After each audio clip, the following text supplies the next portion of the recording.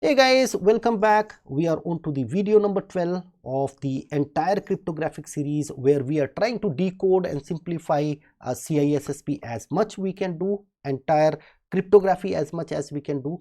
And in this particular topic, we are going to talk about PKI. PKI stands for Public Key Infrastructure, right? So let's talk about this first. Why at all we need PKI? You know what, internet is a blind world and we do lot of transactions on internet. If you are trying to transact with your bank and somebody put a different server which looks like your bank, then your entire money will go, right? And that way there will be a great amount of trust deficit when people go on internet. Anyways, internet, that is why we call it as untrusted network, isn't it? So how in this mad world we can make sure that there is some level of trust which we can establish on internet? So some big companies, they have come forward to establish this trust, and to establish this trust over the internet, okay, that is where, you know, entire infrastructure is required, entire process, people and technology is required. The combination of people, process and technology on a high level, that is what is called as PKI.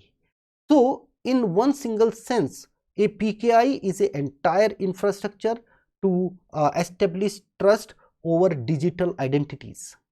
When you want to connect with your particular bank or you want to connect with a particular person, you need an assurance on that digital identity that the particular identity is good to, you know, go with, isn't it? So this requires entire infrastructure. This entire infrastructure, there are certain major components, even though there are so many. So first component we are going to talk about is called as certificate authority. It is called as certificate authority. Now this is the top authority which is actually meant to give you certain certifications. They are giving you certain certificates. What are these certificates? These are called as digital certificates, which we will talk about in just a minute. But before we go there, we need to understand entire internet is so big, right? So on top of everything, there is something called as root CA. There is something called as root CA. That's the topmost certificate authority. Now this entire authority which is there on the top, they need to have very high level of security, isn't it? And if they need very high level of security, can we keep them online? There is always a risk that somebody may compromise them. So that is why these root CA are always kept in a air gap network. But if we are keeping this entire thing in a air gap network, the question is, how do in real time we are able to validate a particular signature? We say always, right, it is validated by CA. How do we validate? Because they are not online, they are offline. So what happens is, under CA there is something called as intermediate CA. So there are certain CA for whom their digital signature, their digital certificate will be signed by the root CA, and they can then act as intermediate CA. Okay. Now under these intermediate CA, again we have something called as issuing CA. Issuing CA, you can call it as issuing CA. So if somebody asks you who actually issues you the certificate, and in the question you have root CA, you have intermediate CA, you have issuing CA, you have you know, some other CA, what should be your answer? Your answer should be issuing CA, number one, because that's the accurate, the best answer to select out of it. If you don't find this as an option, then go with intermediate, or if you don't even find that, then go with root CA. So that is how you have to think in the exam. Okay, so you understood that the root CA is always offline, and we are actually digitally signing the digital certificate of these intermediate CA, and intermediate CA can then sign the certificate for issuing CA, and issuing CA will be then issuing you the certificates. Okay. So next component which is very important to understand here is called as digital signature. Sorry, digital certificate. Sorry, my bad. It is called as digital certificate. Now, what is a digital certificate? A digital certificate is a digitally signed documents. It is a digitally signed document which is digitally signed by whom? It is digitally signed by the CA. It is digitally signed by the CA, and the signing by CA means when the particular digital signature is there, a digital certificate is there, it is basically binding. It is what it is basically doing, it is binding an identity, or you can say binding the public key. It is binding the, let's say that is more accurate to say, it is binding the public key, right, with what? With a particular entity. If a CA has given you a digital certificate, that means they have already validated your existence, they have done all the due diligence, all the required proofing before they have issued you the digital certificate. This entire assurance is what CA is taking for you, and that is why you pay them. Okay, got it, guys? Now, what is the primary purpose? The primary purpose, this is another concept, guys, you must understand what is the primary purpose of a digital certificate. So a digital certificate primary purpose is to authenticate. It gives you authenticity of origin, from where you are kind of connecting, or destination, the other party, authenticity of the other party, number one. And second thing, it also gives you integrity as well. And in many cases we also use digital certificate for authentication as well. There are many use cases where we also use it for authentication also, right? Now this entire digital certificate, okay, digital certificate has to be standardized. This entire digital certificate has to be standardized so that you are able to use this seamlessly over internet. There is no compatibility problem. Every time there is no confusion. All the browsers are able to be compatible with it. So what is that standard on which digital certificate is based on? That is called as X.509. This particular standard is followed for digital certificate.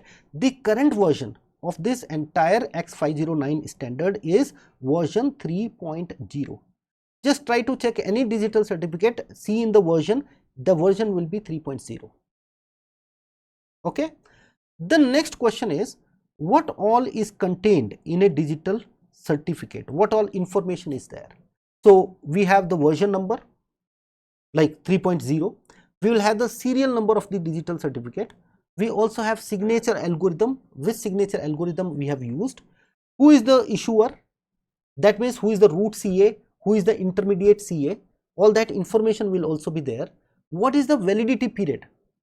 Now very important, there will always be a validity period for any digital certificate, and we will talk about that in just a minute. There will also be the subject name. For example, I'm from Cybernous trying to purchase a digital certificate. I have to take a digital certificate against my domain. So that's my subject, right? That particular domain name will also be there. And it will also contain, more importantly, you have to consider a digital certificate as a container which will be carrying my public key. So that public key is a must. Apart from all this particular information, there will be one more field here on the digital certificate which will be containing the CA digital signature. CA digital signature on top of everything. So this CA digital signature is verified every time you want to authenticate a digital certificate, because even digital certificate can be spoofed by somebody. You need to validate. If this particular digital certificate is trustable, and you do that by validating the particular signing key of the CA. Okay, so that is what you guys need to understand. Now there are many types of digital certificates. What are these different types? It can be used for SSL, TLS. It can also be, if we want to sign a digital let's say development code, it can be code signing certificate also.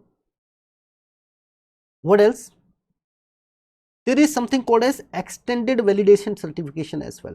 Extended validation certificate as well. Now what is this extended validation certificate? In some cases, if you go to your bank, you see a green padlock. It's not a normal padlock, it's a green padlock. That means there is even more higher level of authenticity associated with that. That is called as a extended validation certificate. Normally banks and these kind of institutions, they go for this kind of certificate. Then there can be certificate for email when we use SMIME, secure MIME. If you are using Outlook and your company is giving you signing authority for emails, that means you are using SMIME already. We also use it for client authentication as well. Whenever we implement network access control, we again use digital signature inside the company, right? So these are some use cases where we use all the kind of certificates. Okay, now in this entire stuff, these digital certificates, right, they don't come with unlimited validity. They are not given for unlimited validity, because if a particular certificate private key is compromised, they have to be renewed. So there are two things which is associated with this. One thing is replacement. When a particular digital certificate gets expired, it has to be replaced by a new digital certificate which will have a new public and private key. It will not be the same key, it will always be a new key. Number one. The second thing is, which is called as revocation. Revocation means you are taking back. So a particular digital certificate is taken back in some cases. For example, the client, let's say on the client side, the private key is compromised, right? Or let's say the public key is there's some problem with the public key, all of that. Or even the CA, the particular CA itself is compromised. In all those cases, that particular certification need to be revoked. Now for revoking also, guys, there has to be some process, right? When a particular digital certificate, let's say a client is requesting for some service from the server, and server gives its digital certificate to the client. The client has to do, number one, the client has to validate the digital signature of the digital certificate. Number one action. How a client will validate the digital signature of the digital certificate? It will check it based on CA signature. And because CA is very common, it is there on the top, your browser may already have that particular key, so it will immediately validate. It will start trusting a digital certificate only when it is able to validate the digital signature of the particular digital certificate. Number one. Now, should we, so what will happen is, after the particular validation is over, then the system will check either it is expired, okay, or it is revoked. The entire checking can be done in two ways. Number one is called as certificate revocation list. In this, your system will download the entire big list of all revoked certification from the server. That means your CA. And this can be time consuming. If there is a problem with the network, it can be very consuming. So slowly this CRL method has gone away. Now we are using something called as OCSP, Online Certification Status Protocol. Online Certificate Status Protocol. So in this particular case, there will be a protocol within your browser who will actually in online check the particular digital signature of the CA. That means it will connect with the CA, download the CA public key, and then will validate. All that is done in an automated way based on the serial number of that particular certificate. This entire thing is automated, and the protocol which is used for that in recent time, it is called as OCSP. Okay. Now this looks great, but sometimes if there is a network challenge, that time what to do? So to make sure that every time you don't have to do all this circus, all this big task every time, so there is a concept called as certificate pinning, or we also call it as certificate stapling. This particular process is that, for example, for a particular website, you have validated the digital certificate once, then you pin it. For any future transaction, you just pin it. So that is called as certificate stapling or certificate pinning. Okay. So guys, I think we have covered everything related to digital certificate. Let me quickly give you a 1 minute roundup on the entire thing so that you are able to learn what we learn in this particular session. Number one, why digital, why PKI is important? Because you want to establish trust over internet. You need that you are interacting with the right party, number one. Number second, the PKI requires a complete infrastructure to be set up. The first component of PKI is your certificate authority. Certificate authority, there is a complete hierarchy. On top, there will be root CA. Under root CA, there will be intermediate CA, and under intermediate CA, there might be issuing CA. Issuing CA are the one who are issuing you the digital certificate. Now, what is a digital certificate? A digital certificate is a binding document between your public key and your identity. This entire trust is established by the root CA, by the certificate authority. That is why they are being paid, right? And they are also validated by big players as well. Now, their primary purpose is to maintain trust over internet, and you will be given a certificate by the issuing CA.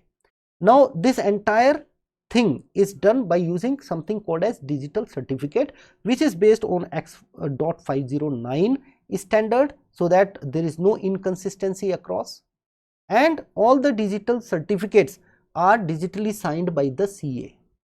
Please understand, they are digitally signed by the CA. This might be a question, right? Then there are different type of digital certificates which we have, and when a particular digital certificate is coming on a particular system, the system will validate the signature of the CA and then start trusting on the certificate. The next step is, once you start trusting the certificate, the next step is to see if this is expired or this is revoked. It can be expired because digital certificate is not given for lifetime, they are given for a specific period of time, and that particular date will be checked, number one. Second case is where the particular server or a particular digital certificate private key is compromised. In both those cases, the certificate need to be revoked. So how do we do it? There are two methods. One is called as CRL method, which is an older method. In some companies or some areas of the world, which is which is not updated too much, that is where we still might be using CRL, but most of the time we are using OCSP. OCSP is an online certificate status protocol which automate the entire process of checking the authenticity of a digital certificate online in a very automated way based on the serial number of the certificate, right? There is also a concept called as certificate pinning or certificate stapling. There might be different terms which are used in CISSP. Both are same. In this, we try to make sure, okay, if once you validate a particular application, now it is bind with that, so you can pin it with that, so that every time you don't have to delay and check for all that validation. Again, every time you don't have to do the validation. So that is called as certificate pinning or validation. I think, guys, we understood the entire PKI in core in this particular session. I hope you liked it, and in the next video we are going to talk about web of trust.